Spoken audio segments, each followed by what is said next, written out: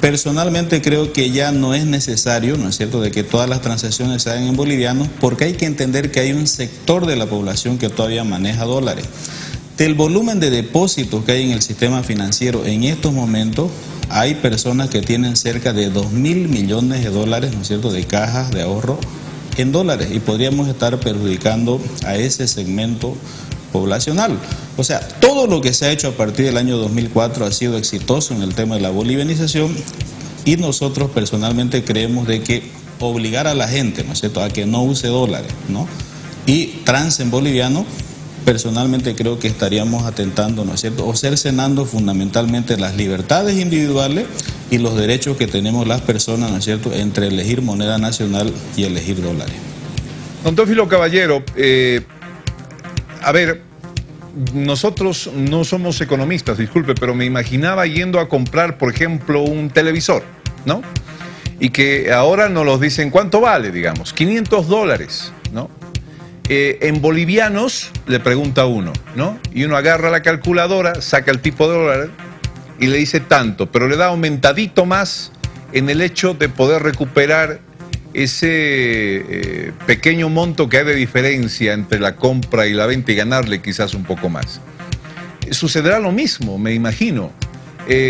La gente en general, el comercio en general, ¿podría verse afectado por aquello o será como lo que estamos acostumbrados? La calculadorita a $1 que no vamos a poder prescindir, si se quiere, en estas actividades especialmente comerciales. ¿Cómo lo ve usted? A ver, John, el más afectado, y suponiendo que esa política que ha lanzado el Banco Central y que está esperando que se plasme en el decreto supremo, fundamentalmente va a perjudicar más que todo al tenedor de dólares, más que al vendedor. ¿Por qué? Porque obviamente el hecho de que nosotros tengamos dólares en el bolsillo y querramos transar, ¿no es cierto?, o adquirir un producto, ¿no es cierto?, que está en moneda nacional, entonces obviamente nos va a poner a nosotros como tenedor de dólares, como comprador, si usted quiere, de algún producto, ¿no es cierto?, bajo, ¿no?, la dependencia, ¿no es cierto?, del vendedor, que puede calcular, ¿no es cierto?, un tipo de cambio que está de repente muy por debajo de las expectativas, a sabiendas que, ¿no es cierto?, está prohibido transar dólares. O sea, si bien es cierto, el gobierno puede aprobar un decreto supremo para que las transacciones se hagan en boliviano, pero igual hay sectores que van a seguir transando en dólares, porque, como yo le digo, esta medida lo que está haciendo es simplemente reducir o cercenar las libertades individuales. Es como si un gobierno a través de decreto supremo, por ejemplo, le quiera prohibir a la gente sonreír, o si un gobierno quiera prohibirle a la gente, por ejemplo, el hecho de llorar. O sea, son aspectos y cosas naturales. Entonces, en ese sentido, si es que esto prospera, el gran perjudicado fundamentalmente van a ser aquellas personas que tienen ahorros en dólares y aquellas personas que están acostumbradas a transar en dólares, porque eso va a hacer de que cuando transemos, ¿no es cierto?, o compremos algún producto o un bien o servicio, nos va a poner, ¿no es cierto?, ante una situación donde el vendedor obviamente nos va a dar un tipo de cambio subvaluado, para que de esa forma el comprador, en este caso, obviamente vea mermados sus ingresos, pues, ¿no?, por ese tipo de cambio subvaluado, porque estamos a expensas, en este caso, del vendedor. ¿Hay algún ejemplo de algún país en el mundo que haya decidido fortalecer de esta manera su moneda, con determinaciones como estas, por ejemplo, y qué efectos tuvo? No sé si la Argentina, señor Caballero. John, la Argentina es un ejemplo típico. Allá está prohibido transar dólares, pero esa medida lo que ha provocado más bien es que la tendencia de la gente sea precisamente, ¿no es cierto?, a acaparar, ¿no es cierto?, y a protegerse con dólares. Claro, la situación de Argentina es muy diferente a la boliviana. O sea, Argentina ahorita tiene gravísimos problemas en sus reservas internacionales. Es decir, sus reservas internacionales respecto a su PIB apenas son del 5%. No es el caso boliviano, donde las reservas internacionales de nuestro Banco Central están bordeando casi el 50% de nuestro PIB. Pero, ¿cuál ha sido el efecto en la sociedad? Que más bien la gente, cuando se le cercenan las libertades individuales, más bien es propensa, ¿no es cierto?, a incurrir en este tipo de actos.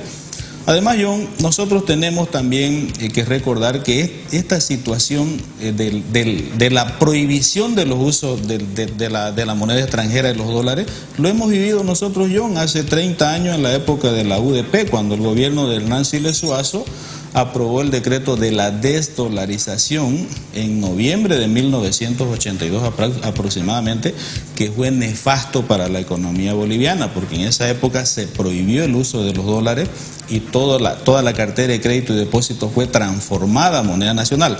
La situación obviamente de los años 80 hasta hoy son total y absolutamente diferentes, ¿no es cierto? Pero, o sea, nosotros desde el punto de vista económico lo vemos como un cercenamiento a las libertades de las personas y a la libertad de los seres humanos que tenemos nosotros por naturaleza en elegir.